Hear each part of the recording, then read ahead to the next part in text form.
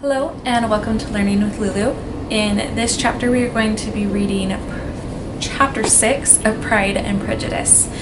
Before we get started, please make sure to hit the subscribe button below, and if by the end of the video you appreciate what I've done here, then just make sure to like the video and share with anyone else you know may benefit from it. So let's jump into it. Chapter 6. The ladies of Longbourn soon waited on those of Netherfield. The visit was returned in due form. Miss Bennet's pleasing manners grew on the goodwill of Mrs. Hurst and Miss Bingley, and though the mother was found to be intolerable and the younger sisters not worth speaking to, a wish of being better acquainted with them was expressed towards the two eldest. By Jane this attention was received with the greatest pleasure, but Elizabeth still saw superciliousness in their treatment of everybody, hardly excepting even her sister, and could not like them, though their kindness to Jane, such as it was, had a value as arising in all probability from the influence of their brother's admiration. It was generally evident, whenever they met, that he did admire her, and to her it was equally evident that Jane was yielding to the preference which she had begun to entertain for him from the first, and was in a way to be very much in love. But she considered with pleasure that it was not likely to be discovered by the world in general, since Jane united with great strength of feeling, a composure of temper, and an uniform cheerfulness of manner, which would guard her from the suspicions of the impertinent. She mentioned this to her friend Miss Lucas. "It may perhaps be pleasant," replied Charlotte, "to be able to impose on the public in such a case, but it is sometimes a disadvantage to be so very guarded.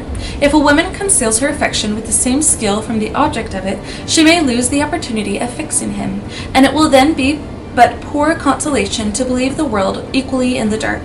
There is so much of gratitude or vanity in almost every attachment, that it is not safe to leave any to itself.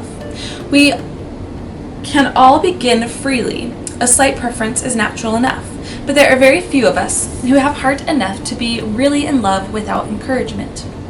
In 9 cases out of 10, a woman had better show more affection than she feels. Bingley likes your sister undoubtedly, but he may never do more than like her, or she does not help him on. But she does much as her nature will. But she does help him on as much as her nature will allow. If I can perceive her regard for him, he must be a simpleton indeed not to discover it too. Remember, Eliza, that he does not know Jane's disposition as you do. But if a woman is partial to a man and does not endeavor to conceal it, he must find it out. Perhaps he must, if he sees enough of her. But though Bingley and Jane meet tolerably often, it is never for many hours together, and as they always see each other in large mixed parties, it is impossible that every moment should be employed in conversing together. Jane should therefore make the most of every half hour in which she can command his attention. When she is secure of him, there will be leisure for falling in love as much as she chooses." "Your plan is a good one," replied Elizabeth, "where nothing is in question but the desire of being well married, and if I were determined to get a rich husband, or any husband, I dare say, I should adopt it. But these are not Jane's feelings. She is not acting by design. As yet she cannot even be certain of the degree of her own regard, nor of its reasonableness. She has known him only a fortnight. She danced 4 dances with him at Meryton.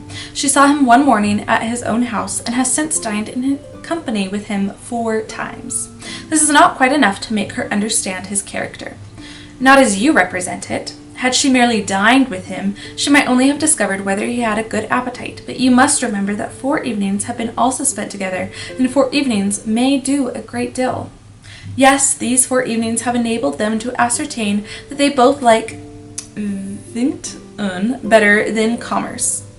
But with respect to any other leading characteristic, I do not imagine that much has been unfolded." "Well," said Charlotte, "I wish Jane success with all my heart. And if she were married to him tomorrow, I should think she had as good a chance of happiness as if she were to be studying his character for 12 months. Happiness in marriage is entirely a matter of chance. If the dispositions of the parties are ever so well known to each other, or ever so similar beforehand, it does not advance their felicity in the least. They always continue to grow sufficiently unlike afterwards to have their share of vexation, and it is better to know as little as possible of the defects of the person with whom you are to pass your life. You make me laugh, Charlotte, but it is not sound. You know it is not sound, and that you would never act in this way yourself." Occupied in observing Mr. Bingley's attentions to her sister, Elizabeth was far from suspecting that she was herself becoming an object of some interest in the eyes of his friend. Mr. Darcy had at first scarcely allowed her to be pretty. He had looked at her without admiration at the ball, and when they next met, he looked at her only to criticize. But no sooner had he made it clear to himself and his friends that she had hardly had a good feature in her face than he began to find it was rendered uncommonly intelligent by the beautiful expression of her dark eyes. To this discovery succeeded some others equally mortifying. Though he had detected with a critical eye more than one failure of perfect symmetry in her form, he was forced to acknowledge her figure to be light and pleasing, and in spite of his asserting that her manners were not those of the fashionable world, he was caught by their easy playfulness. Of this she was perfectly unaware. To her he was only the man who had made himself agreeable nowhere, and who had not thought her handsome enough to dance with. He began to wish to know more of her, and, as a step towards conversing with her himself, attended to her conversation with others. His doing so drew her notice. It was at Sir William Lucas's, where a large party were assembled. "What does Mr. Darcy mean," said she to Charlotte, "by listening to my conversation with Colonel Forster?" "That is a question which Mr. Darcy only can answer. But if he does it any more, I shall certainly let him know that I see what he is about. He has a very satirical eye, and if I do not begin by being impertinent myself, I shall soon grow afraid of him." On his approaching them soon afterwards, though without seeming to have any intention of speaking, Miss Lucas defied her friend to mention such a subject to him, which immediately provoking Elizabeth to do it, she turned to him and said, "Did you not think, Mr. Darcy, that I expressed myself uncommonly well just now when I was teasing Colonel Forster to give us a ball at Meryton?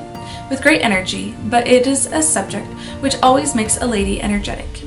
"You are severe on us. It will be her turn soon to be teased," said Miss Lucas. "I am going to open the instrument, Eliza, and you know what follows. You are a very strange creature, by way of a friend, always wanting me to play and sing before anybody and everybody. If my vanity had taken a musical turn, you would have been invaluable. But as it is, I would really rather not sit down before those who must be in the habit of hearing the very best performers." On Miss Lucas's persevering, however, she added, "Very well, if it must be so, it must," and gravely glancing at Mr. Darcy, "There is a fine old saying which everybody here is of course familiar with, 'Keep your breath to cool your porridge,' and I shall keep mine to swell my song." Her performance was pleasing, though by no means capital. After a song or two, and before she could reply to the entreaties of several that she would sing again, she was eagerly succeeded at the instrument by her sister Mary, who, having, in consequence of being the only plain one in the family, worked hard for knowledge and accomplishments, was always impatient for display. Mary had neither genius nor taste, and though vanity had given her application, it had given her likewise a pedantic air and conceited manner, which would have injured a higher degree of excellence than she had reached. Elizabeth, easy and unaffected, had been listened to with much more pleasure, though not playing half so well, and Mary, at the end of a long concerto, was glad to purchase praise and gratitude by Scotch and Irish airs at the request of her younger sisters, who, with some of the Lucases and 2 or 3 officers, joined eagerly in dancing at one end of the room. Mr. Darcy stood near them in silent indignation at such a mode of passing the evening, to the exclusion of all conversation, and was too much engrossed by his own thoughts to perceive that Sir William Lucas was his neighbour, till Sir William thus began, "What a charming amusement for young people this is, Mr. Darcy. There is nothing like dancing, after all. I consider it as one of the first refinements of polished societies." "Certainly, sir, and it has the advantage also of being in vogue amongst the less polished societies of the world. Every savage can dance."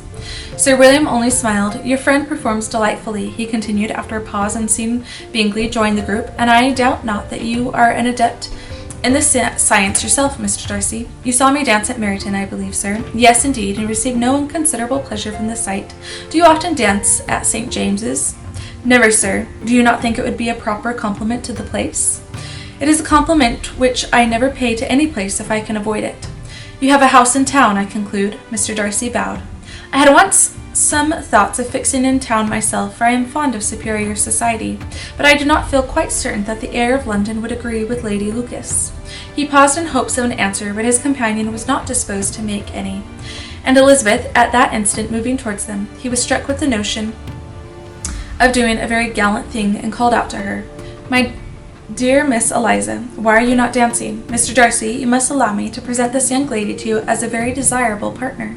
You cannot refuse to dance, I am sure, when so much beauty is before you." And taking her hand, he would have given it to Mr. Darcy, who, though extremely surprised, was not unwilling to receive it, when she instantly drew back and said with some discomposure to Sir William, "Indeed, sir, I have not the least intention of dancing. I entreat you not to suppose that I move this way in order to beg for a partner." Mr. Darcy, with grave propriety, requested to be allowed the honour of her hand, but in vain. Elizabeth was determined, nor did Sir William at all shake her purpose by his attempt at persuasion. "You excel so much in the dance, Miss Eliza, that it is cruel to deny me the happiness of seeing you, and though this gentleman dislikes the amusement in general, he can have no objection, I am sure, to oblige us for 1/2 hour." "Mr. Darcy is all politeness," said Elizabeth, smiling. "He is indeed, but considering the inducement, my dear Miss Eliza, we cannot wonder at his complaisance, for who would object to such a partner?" Elizabeth looked archly and turned away. Her resistance had not injured her with the gentleman. He was thinking of her with some complacency, when thus accosted by Miss Bingley. "I can guess the subject of your reverie. I should imagine not. You are considering how insupportable it would be to pass many evenings in this manner, in such society, and indeed I am quite of your opinion. I was never more annoyed. The insipidity, and yet the noise, the nothingness, and yet the self-importance of all those people. What would I give to hear your strictures on them? Your conjecture is totally wrong, I assure you. My mind was much more agreeably engaged. I have been meditating on the very great pleasure which a pair of fine eyes in the face of a pretty woman can bestow." Miss Bingley immediately fixed her eyes on his face and desired he would tell her what lady had the credit of inspiring such reflections.